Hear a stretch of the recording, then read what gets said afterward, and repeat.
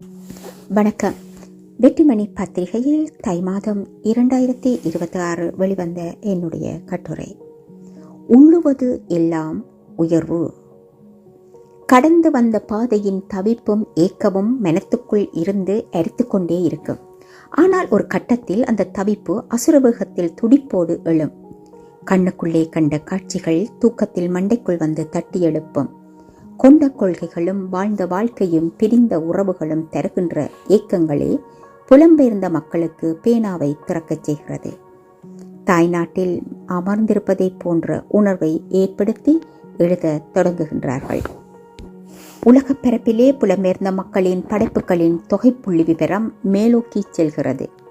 தாயக மண்ணிலும் புலம்பெயர் எழுத்தாளர்கள் அச்சுறுத்தல்களை தருகின்றார்கள். மெச்சத்தக்க இந்த இலக்கிய பயணத்தில் தமிழ் மொழி எவ்வாறு படைப்புகளில் நர்த்தனமாடுகிறது என்பதையே சீர்தூக்கி பார்க்க வேண்டிய கட்டாயத்தில் இருக்கின்றோம். தாயகத்தில் வாழ்ந்தபோது பத்திரிகைகளில் எழுதியவர்கள், செய்தியாளர்கள், சஞ்சிகை வெளியிட்டவர்கள், பத்திரிகை வெளியிட்டவர்கள், தாய்நாட்டில் எழுத்து சுதந்திரம் மறுக்கப்பட்டவர்கள், இசை கற்றவர்கள், நடனம் கற்றவர்கள், தையல் வேலை செய்தவர்கள், வியாபாரிகள், அறிவிப்பாளர்கள், ஆசிரியர்கள் என பலரும் தவிர்க்க முடியாத காரணங்களால் புலம்பெயர்ந்தார்கள்.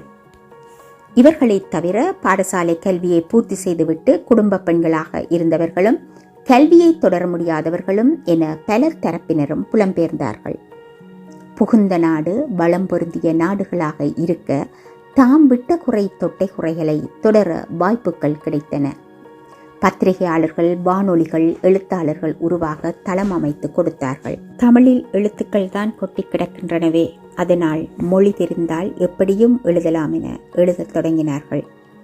இலக்கணங்கள் தேவையில்லை, எம்முடைய எழுத்துக்களுக்கு அங்கீகாரம் கிடைக்கிறதோ இல்லையோ, பணம் இருக்கிறது, எழுதி கொட்டுவோம், நூல்களை வெளிக்கொண்டு வருவோம். இவ்வாறாக எழுதும் போது தமிழ் மலினப்படுத்தப்படுகின்றது. பாறைகள் சீராக வெட்டப்படும் போதே அழகான சிற்பம் உருவாகும். அச்சகங்களில் எழுத்து சீர்திருத்தம் செய்வார் இல்லை. கணினியில் அச்சடித்து அனுப்பப்படுபவை அப்படியே அச்சுக்கு வந்து நூலாகி விடுகின்றன.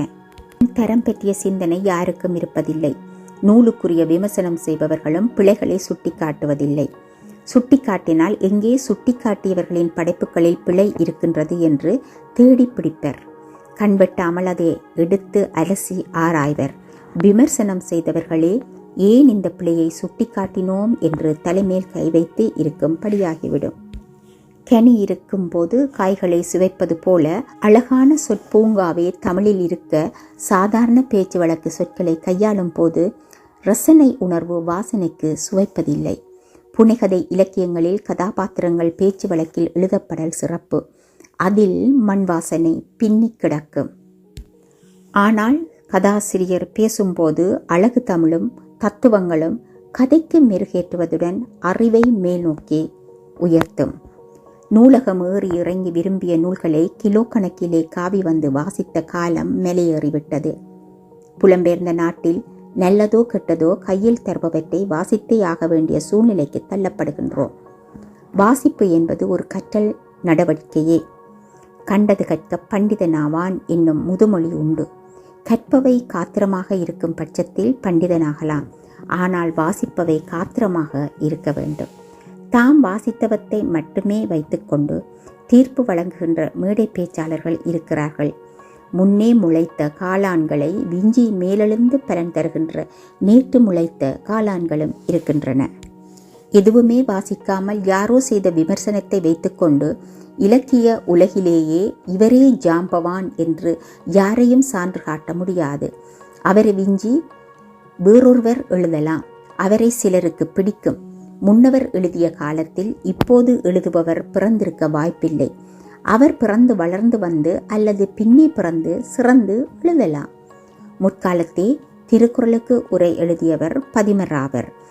மணக்குடவர், தாமத்தர், நச்சர், பருதி பரிமேலழகர், திருமலையர், மெல்லர், பரிப்பெருமாள், காலிங்கர், வள்ளுவர், நூற்கு எல்லுரை செய்தார் இவர் என அறியப்படுகிறது. இவர்களிலே பாலெல்லாம் நல்லாவின் பாலாமோ, பாரில் உள்ள நூலெல்லாம் வள்ளுவர் செய் நூலாமோ, நூலில் பெருத்த உரையெல்லாம் பரிமேலழகர் தெரித்த உரையாமோ தெளி என பரிமேலழகர் உரையே மிகச்சிறந்தது என நச்சினார்க்கினியார் சான்று பகிர்ந்தார். அதற்காக இப்போது அவர் கூற்றை ஏற்றுக்கொள்ள முடியுமா? தற்போது அது ஏற்புடையதல்ல. பல உரைகள் புதிதாக வெளிவந்துவிட்டன. எனக்கு மூனா வரதராஜன் அவருடைய உரையே பிடிக்கும். அவ்வாறே தற்கால இலக்கியங்களை எடுத்து நோக்கும் போது எல்லோருக்கும் எல்லோருடைய எழுத்தாற்றலையும் பிடிக்க வேண்டும் என்று அவசியமில்லை. ஒருவருக்கு பிடித்தது வேறொருவருக்கு பிடிக்காமல் போகலாம்.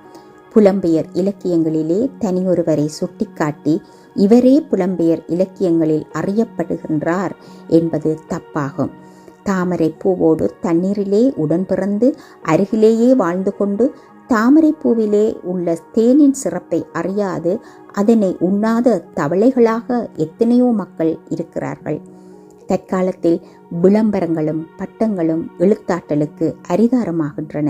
பணமிருந்தால் பட்டங்களை கூடையில் சுமக்கலாம், எழுத்துக்கே முடிசூட்டலாம் என்று 21ஆம் நூற்றாண்டு இலக்கிய பரப்பு மெலிந்துவிட்டது.